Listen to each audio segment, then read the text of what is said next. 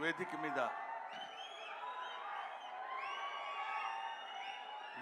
ముందు ఆశీనులై ఉన్న అందరికీ నా హృదయపూర్వకమైన నమస్కారాలు తెలియజేసుకుంటున్నాను.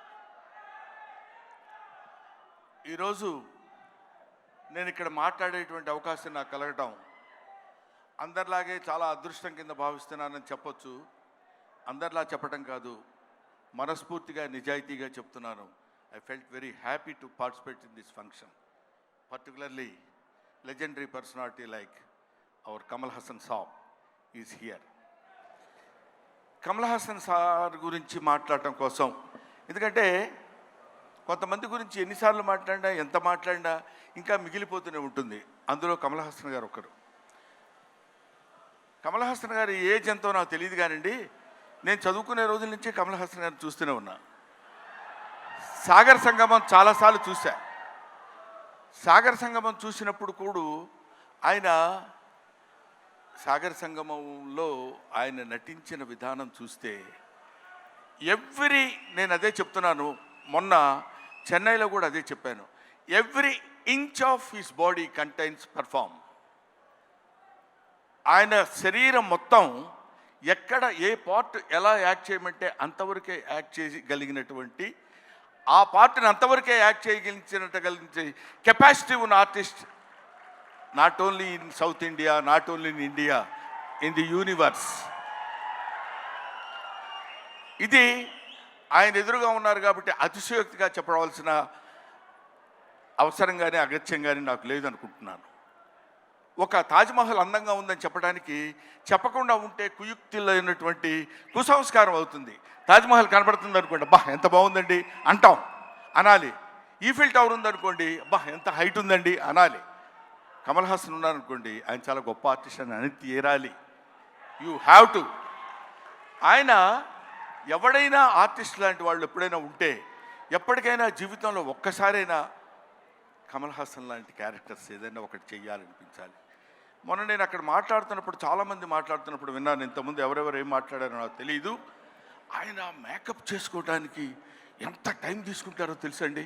6 hours 7 hours కూర్చుని ఇలా టచ్ చేస్తే ఆ పెయిన్ వచ్చేసి అంత ఇబ్బంది పడుతూ అంత టైం తీసుకుని ఆయన యాక్ట్ చేస్తారంటే, ఆయన ఆ క్యారెక్టర్కి తీసుకునే 6 గంటలు 5 గంటలు కాదు, పుట్టిన దగ్గర నుంచి ఇప్పటి వరకు ఆయన మేకప్ వేసుకుంటూనే ఉంటారు. ఆయన జీవితాన్ని తెరకి, నటనకి, ఇండియన్ స్క్రీన్కి అందించినటువంటి వ్యక్తి.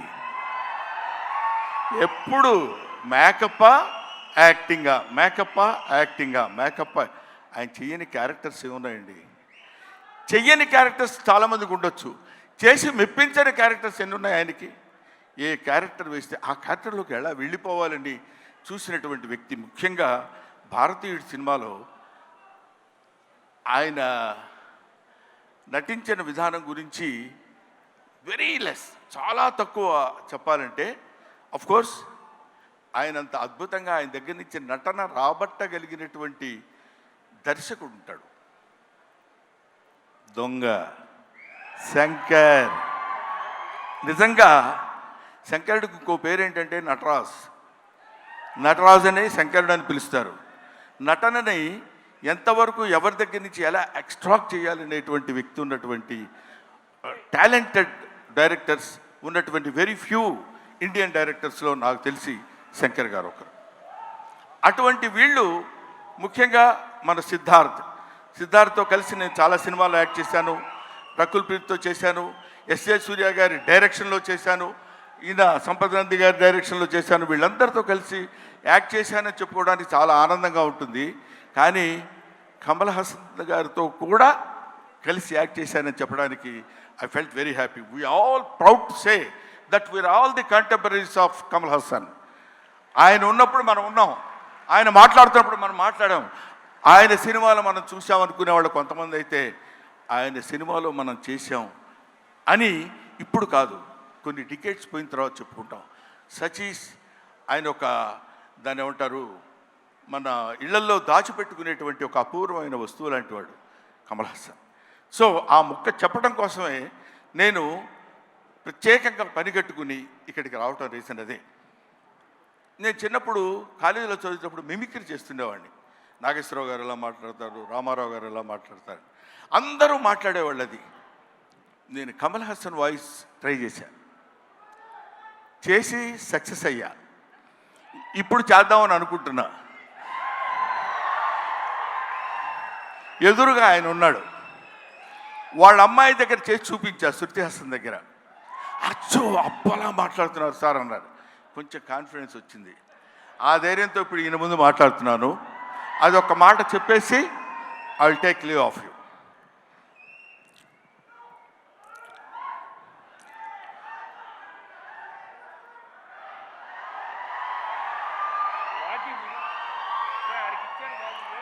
అందరికీ నమస్కారాలు.